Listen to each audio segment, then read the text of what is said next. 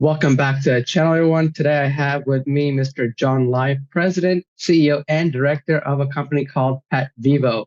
And if you're wondering who PetVivo is, they are a biotech medical device company specializing in taking human biotech and converting into commercial products for companion animals that may be dealing with arthritis or other medical ailments. And with that said, I'll pass it on to you, John, for a quick background and some more specifics about the company. Sure, thank you. So PetVivo is a public company traded on NASDAQ under the symbol PETV. So we were initially funded by the National Institute of Health, NIH. About $8 million came to us on the human side of the market.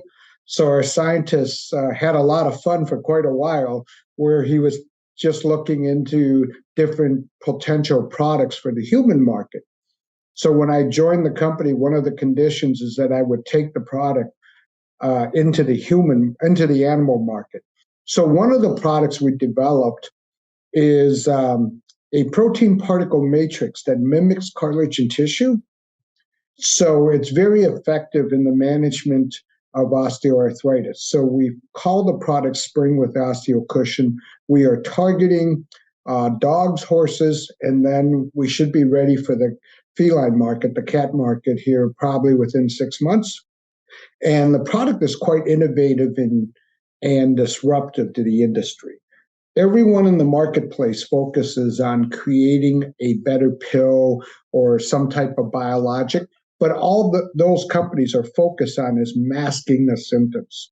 We're actually looking at addressing the root problem, which is bone-on-bone contact when you have osteoarthritis. So these particles get injected into the synovial sac. The particles move into the area where cartilage used to be. And it basically functions in a mechanical way that cartilage would. But the cool thing about this is these particles are really wet and lubricious. So when the dog runs or jumps, it's actually lubricating the joint, keeping the joint cool. So we have seen very fast improvement in mobility and quality of life of the older dogs when they have joint issues like hip dysplasia, elbow issues, knee issues. And so we satisfied the gratification of the owner seeing their animal improve literally within the week, where the dog can run again. We've had 13-year-old labs that can barely stand. After the injection, boom, it's running up and down the stairs in a few days. So it's really rewarding and gratifying. And you'll see that our management team has that passion about helping animals. And of course, you want to make money, which we can do. So we went on NASDAQ August of 2021. We raised about $11 million. And with that $11 million, we focus on building a very strong foundation for long-term growth. We wanted to put the right pieces in the right place. So the first thing we did was we built a production facility that actually meets human medical device standards, very high level. We have ISO 5, 7, and 8 certification. Our current facility can produce 500,000 syringes. So the particles are naturally derived. They get injected. So it's 2 ml syringe, usually fits about an 85-pound dog for a single joint. So our current facility, 500,000 syringes would give us top-line revenue about 125 million. So we have plenty of room to grow. Also, on top of that, we made the facility extremely scalable where it can be easily automated with robotics, because the bottleneck in this process is syringe fulfillment. So if you have robots to do that, it cuts the time way down to do this product. So we can go to 1 million syringes, and it would take about 6 months to get the robotics in and so on, and about $500,000. So that means we can go to 250 million top line. That's all fine and dandy that you have that kind of facility, but you have to establish that you could actually produce that. Absolutely. So we brought in Josh Wilhelm. He has very good knowledge of the particles. He was involved in the human medical studies with our particles with the FDA. But since he left us back in 2008, when our scientists kept focusing on research, we were able to hire him back. So he was at Medtronic and Schultz Diabetes, where he did large-scale production using similar particles in the syringes. So we know he can do millions and millions of syringes. But not only him, he pulled a team over that has a proven track record of that. Now we have established the fact that we can scale at high volumes and increase gross profit margin north of 70%. So that's great. We're in a great position there. So the next thing we wanted to do was to establish a very strong and uniform branding and knowing how to differentiate the product. So we hired Russ Sickle. He's got over 45 years experience in the veterinary space of sales, marketing, and distribution of devices and pharmaceuticals and so on. And he's senior person at Zoetis and Boehringer Ingelheim, the number 1-2 players in the world. So he knows marketing. If you go to our website, petvivo.com or springhealth.com, which is more geared towards the veterinary professional, you'll see everything looks class A. It's top notch, best in class. The next person we needed would be to establish sales. So that's the next piece. We brought in Mark Middleton as our national sales director. He's got over 45 years of veterinary sales experience. He was president of Animal Health International. That company went from like 10, 20, whatever million in sales a year to his division going over 300 million, but the whole company itself went over 800 million. And he managed probably 300 sales reps. So he's very seasoned, has great contacts within that space. But if you look at our public disclosures, we have pulled in 4 regional business development people from the top players in the world. Paula joined us in September from Zoetis. She handled California, Washington, Oregon, very high volume. California has the most horses in the United States in terms of true horses. Yeah, you would think Texas, but California has more. And then you follow her with Rachel Schumacher out of the Midwest, out of Chicago. She came from Covetrus, Cliff Smith, Merck Animal Health. So we're pulling all these people that have a minimum of 25 years experience and manage high volume salespeople. So the criticism I got was people saying, we just don't see these people getting into their cars and driving out to see the vets. Well, we couldn't disclose we were working on an exclusive distribution partnership with MWI. They're a wholly owned subsidiary of AmerisourceBergen, ABC, major company on the New York Stock Exchange. They're the largest distributor in the world. They do $5 billion in the U.S. for veterinary distribution. But this is way beyond an exclusive distribution agreement. It's a true partnership. They have to hit for the first 2 years certain minimums, and then they get a third year if they meet or exceed those minimums that we agree upon. But on top of that, they have Securos, which is their division for educating veterinary doctors about where they get continuing medical education credits, all that. Just like on the human side, they have to do so many credits. And they're the largest educational piece at the major trade shows where they give seminars on new procedures and so on. So it fits right into the narrative. And we signed the agreement late June. We had to integrate with their electronic system, to your EDI system. Of course, everybody says, 3.5 weeks, we're done. Took 3 months. Typical software integration between 2 systems. So we started shipping right at the end of September. So the previous quarter only caught a small portion of it. So we're selling our product to MWI, which goes to multiple distribution centers within the United States. Our sell-through has been very good for the first 2 months. And we're very happy with the relationship. They're very happy with the relationship. We've been in the process of educating their sales reps. Keep in mind, we only had 5 salespeople. Now we got 400 territorial managers and north of 300 in-house salespeople.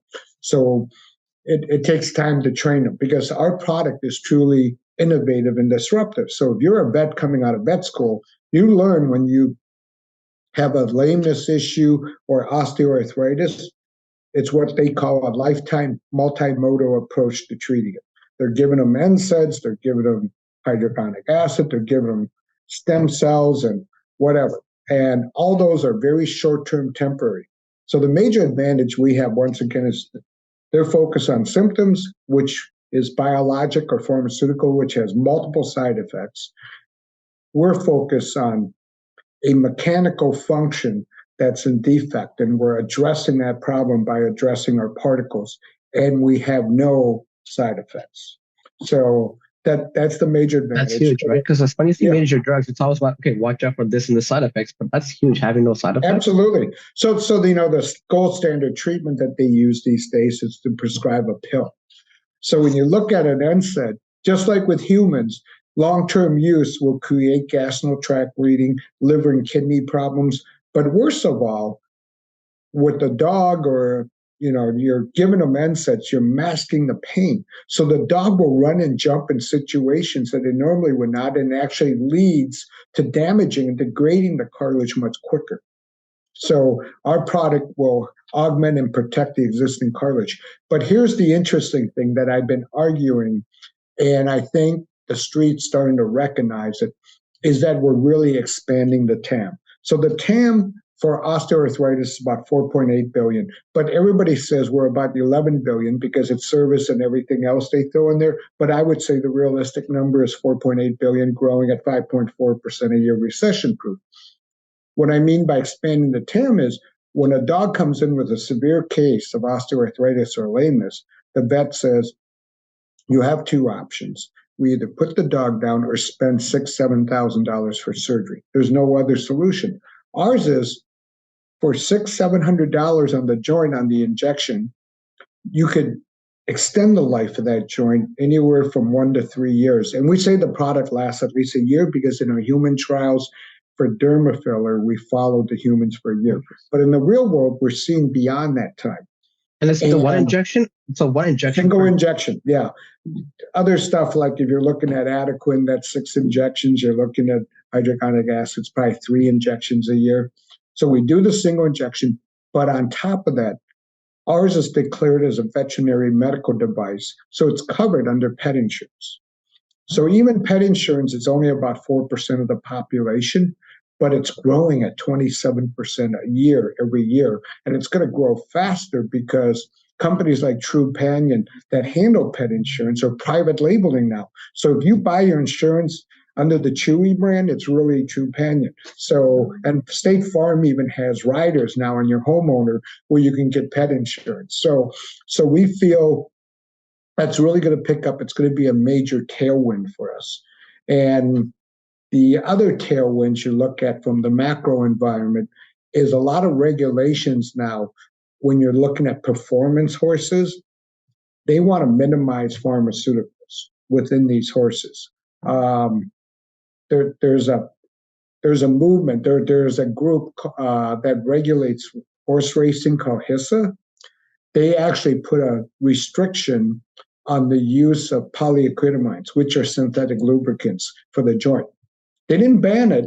They just said if you use it on the track, 6 months, the horse cannot get into a performance area. And we believe that will expand into other performance disciplines like hunter jumpers, Western, and so on. So that was just published to the veterinary doctors, I think about a month ago, and it'll take effect in January. So we feel there could be a really good opportunity for our product because our product is naturally derived. So the base material is collagen, elastin, and heparin, building blocks of cartilage. So there's no side effects or anything that's occurring there. Secondary, we have seen in real world applications, once there's an injection of our particles, we have seen a dramatic reduction in the need of NSAIDs or the elimination of the need of NSAIDs, which is a major movement within the veterinary space. Third, our product is made in America. The sourcing of all the particles is right here in America, so we have no supply chain issues. And the fourth part is we're very ESG conscious. 95% of the packaging is fully recyclable. The syringe goes into the sharp container. There's nothing you can do about that. It's a biologic that needs the proper disposal. So we feel we're hitting all the major trends, positioning in the right spot. We got the regulatory side that's going to be beneficial to us, we feel, starting in January. And that market for synthetic lubricants is probably north of 30 million a year just in the US. So we feel we got a very good opportunity to grab a portion of that market. And do you envision all that translating into your financials, whether it's your forecast you're looking at or your 5-year outlook? How's that looking based on what you're seeing in the marketplace right now? And these opportunities come through. Sure, we're not giving guidance, but the analyst that's following us out there with Think Equity, I think this quarter has us at about 450,000. So remember, we just started selling and really shipping the product right here in late September, early October. So it makes sense. And then we had a great show at the American Association of Equine Practitioners in San Antonio a couple weeks ago, and we were basically the talk of the show. We had theater presentation by Dr. Manning. So we also built some very good in-house technical support people. Dr. Joe Manning was with Merck Animal Health that launched multiple equine products, where he set up the FDA protocols and the marketing protocols to help the salespeople. Dr. Ann Caesar, small animal side. She was former president of the Wisconsin Veterinary Association. So she's very well respected in the Midwest. So we've injected over 1,500 dogs and horses, and vets actually are using our product for cats right now before we even put the packaging out there, because there is a big potential for market. If you look at Zoetis, they have a monoclonal antibody that they're forecasting, once it's fully going, to do about $480 million a year in the U.S. That product is about $150 a month that requires multiple injections. So we feel as it moves forward and the veterinary doctors and consumers see our product versus theirs, that we're going to grab some of that market share. So if you look at the valuation of our company, we're sitting at probably $25 million valuation, and we feel we have very good potential of grabbing a reasonable market share of the 4.8 billion potential. I think that's the key for any retail investor when you're doing research into companies that are small cap. What is the potential? What is the underlying market? And does that company have the potential, maybe take 1% of that market share or whatever it may be? And what is the disruptive factor, right? Yep. And for PetVivo, you've mentioned about this injection. Are there other products that you have in the pipeline that you're really excited about or you're working towards, and you're looking forward to seeing the impact come through? So because of the 8 million we got from NIH, the scientists got to work on so much stuff. We have potential 17 products in the pipeline. Wow. And keep in mind, this was developed at the Mayo Clinic in Rochester, Minnesota, and the grant money is all peer reviewed. So nobody ever questions the science, because if your people follow NIH and how they give their funding, it's all peer reviewed. And they don't give you the full chunk up front. They give you pieces and pieces.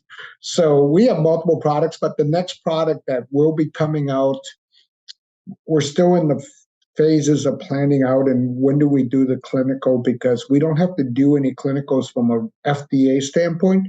You do it from a marketing standpoint. So the time to market is much cheaper. I mean, we can literally sell today, but you don't have any data to support that.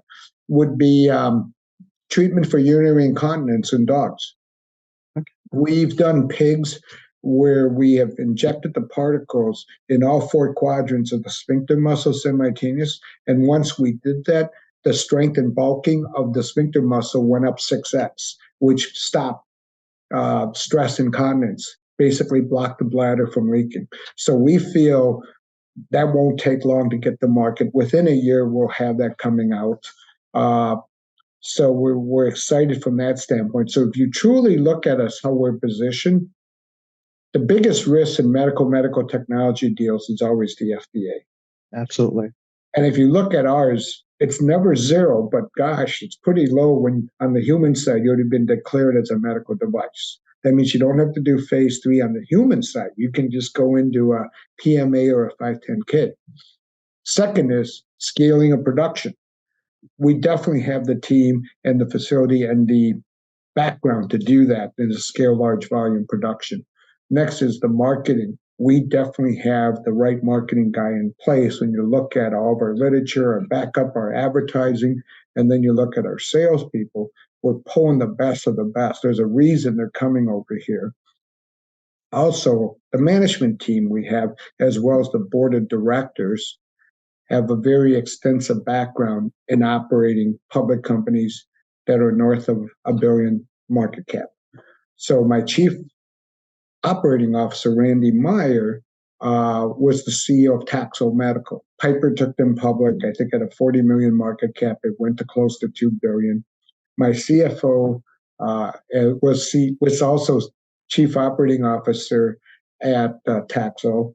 He beat 11 straight quarters of analyst estimates, and that's pretty meaningful. So we have a very good proven team that have run companies. And if you look at our board of directors, they're Fortune 100 caliber. We got Robert Cosentino. He was president of Mitsubishi Credit North America, CFO of Wachovia Bank, CFO of Volvo International. So big player. And then, Robert Rodelius, he was a managing partner of Asia for McKinsey Group.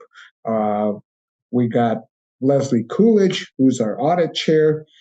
She is a senior partner at KPMG. She actually was the partner that would approve and sign off on PBCOB audits before it could be filed. So she's our audit chair. Great experience. That is great experience. I've been in the audit world myself. I know that is huge. Well, she's on the board of that AP whatever to set policy for auditors and accountants. So I know that's huge. Yeah, so that's a big deal. That's a huge deal. So you can see management also in public disclosures have been buying the stock. The market right now is horrible for small cap medical devices. We've been a very good performing stock because we've held in place. Everybody else just keeps going down, especially the last 90 days in the medical device area, the biotech area, and just the overall market is ugly. So it sounds like to me you have the right management team with tremendous experience, as we just talked about. A great market that I feel like is very undertapped and an innovative product. So you have all the right pieces to really see the potential of this company go through the next level. And what does that mean to you at that next level? Like, what does that vision look like? So there's going to be several catalysts. That's public information that I can talk about. So we have a study at Colorado State with Dr. Felix Dewar. He's one of the top experts in small animal pain management in the world. And that study would have been done if COVID didn't shut the campus down for about 7-8 months. So we basically had to start over, but we were able to see what the results are with the dogs. So we're very comfortable. We're going to get very good data out of there. That study will be complete in December of 2023. That will help us really springboard into small animal adoption, because right now 90% of our sales are in the equine space, because the equine vets do the injection, they see the performance at the rodeo or the racetrack right away, so they adopt. A small animal vet will do the injection, they may not see the dog for a year or 6 months, so it takes a lot longer, and they're more requiring data dependence, the studies. But the good thing is, since the university study slowed us down, we went to a private group called Ethos, which is very well respected in the industry. They do work for Merck Animal Health, Zoetis, and so on. So they completed our study in October of this year. And it'll get published sometime in March because it needs to be reviewed, statisticians. Right. But they already given us indications of cohorts that they're very well, and it's went really well. So we feel once that happens, and Ethos is owned by NVA, National Veterinary Association, they own 2,000 small animal vet clinics to begin. So that will help us really launch the product into that space come March. Also, we have a study going on ligament and tendon damages. So that was really not what the initial focus was. But what happened is when the vet had extra product, they started injecting ligaments and tendons, and we got great results. So we said, let's do the study and establish this, because a lot of vets are using it for that. And it makes sense. It makes because sense, our yeah. particles are wet and lubricious. It's natural. So when it gets injected in, the veterinary doctors were doing ultrasounds and imaging, and we could see the particles going right to the areas where there was lesion. And it would basically help that area heal. And I think it's more like you're using hand lotion on your hands. You know how the skin all of a sudden heals? Yeah. I'm thinking it's the same concept, because, like I said, we weren't looking at that. But when we had horses where there was extra particles, the vets just started injecting, and then they got results, and they says, we're using it for that because there's nothing really that helps ligaments and tendons. That is a really big market. And hopefully when the study comes out in March, we will also get extra revenue that we didn't have in our forecast. Oh, I think that's a really cool thing about some of these breakthroughs, right? Where you envision one thing and somehow it turns into nothing. You're like, wow, I didn't know that. That's another. Well, we kind of suspected, but we didn't want to distract. But since so many vets were using it for that, we might as well do the study and help drive it, you know? That's amazing. And if we talk about the current broader macro environment, do you envision any challenge that the company is facing right now that you're trying to unblock in the next little while, with like the rising interest rates or inflation or what have you? How is that impacting the business? So the good thing is we are in a sector where people look at their pets as they're part of the family, the humanization. We have plenty of metrics that will show that. Like in 2012, a typical pet owner would stop treatment at $1,700 for their dog. In 2020, it was $10,700. So you can see the humanization of the pet and being part of the family unit. Also, we have many demographic drivers in our favor. Less and less people are getting married. Less and less people are having children. So their pets become their children, and they'll do whatever it takes to improve the quality of life for those animals. So we feel we're recession-proof. And given that our product is helping reduce healthcare costs for dogs, actually, for pet owners. I shouldn't say dogs because we're going to have cats and so on, but for pet owners. Because if you look at the annual cost just for NSAIDs, it's close to $500. Ours is about $600-700, depending on what part of the region. Also, you don't have any of those side effects, and we're covered under pet insurance. But if you use any of the other treatments, it goes way up. And if you're using what is described as a better NSAID out there called Galliprant, that's about $1,200 a year. So you can see the advantages of our product. Of course, and especially in today's economy, every dollar you feel it's so critical, right? Like every dollar stays in your pocket. Yep. But on top of that, they're seeing instant results, and that's just extremely powerful.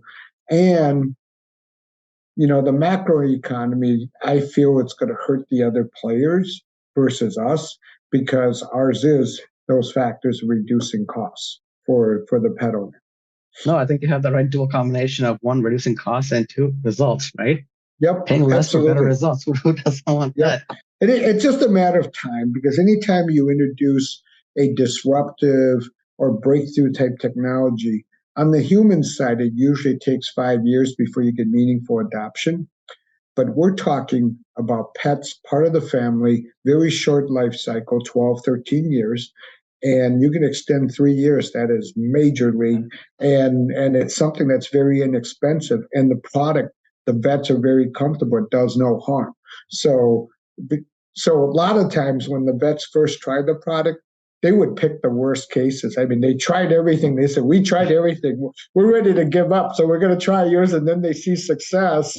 And so that makes you feel good. And then also we formed a nonprofit, to donate to other nonprofit organizations like service dogs for military, police dogs, police horses, and so on, to extend the life for autistic children. Riding horses really helps them get accustomed to dealing with. That's amazing. Yeah, so we donate free of charge to those nonprofits, because we feel it will come back to us, because the people that volunteer at those organizations truly love animals, and when they see the results, they'll help spread the word. Also, it allows us to get access to veterinary doctors that may not be using the product, and when they use it, they may start using it in their practice. So I have to say that it's really cool when you have that much passion from the management team and it cascades down into the results of the company and true just about the outreach of the community, right? That's you're taking care of that social responsibility also, for shareholders and the community. Yep. We're very fortunate to have a product that we can do that and still, it's really rewarding, because we had a horse where an owner sent us videos where it couldn't get up. It was down the ground. They were ready to put it down. And before they put it down, the vet says, let's just try this. So they injected Spryng. 6 days later, the horse got up and was really wobbly. It had lost about 260 pounds. And then all of a sudden, 6 weeks later, I get a video, and the horse is running around. It gained his 260 back. And the video was the Elton John song, Still Standing. It was really cool TikTok video. So we're going to put that up on our website eventually. It's not that easy technically to put stuff up, especially when the vet has an old phone. The video was not that good. The horse owner had good video. No, that's really cool. And just as we're coming up on time here, with about 5 minutes to go, is there anything that you want to either leave a message to the retail investors who might be interested in following the company, or to the end customers? Is there something that you want them to know about the product or the company that you're just trying to get the word out there more and more? I want them, the ideal thing is if they have a pet or they have a friend that has a pet with osteoarthritis or lameness issues, bring the product up to the vet, tell them about Spryng with OsteoCushion Technology. And hopefully they can use it to help their pet improve the quality of life. But also, if you look at how management on their Form 4 says keep buying the stock, I think that's a good indication of how we feel. That's just confidence. Yeah, correct. So I appreciate that. Thank you very much, John. It's been a pleasure having you. I will leave links in the description of this video to the company, to what John talked about. So if you are interested, definitely check out the link in the description for more insights into the company. Thank you very much, John. Thank you.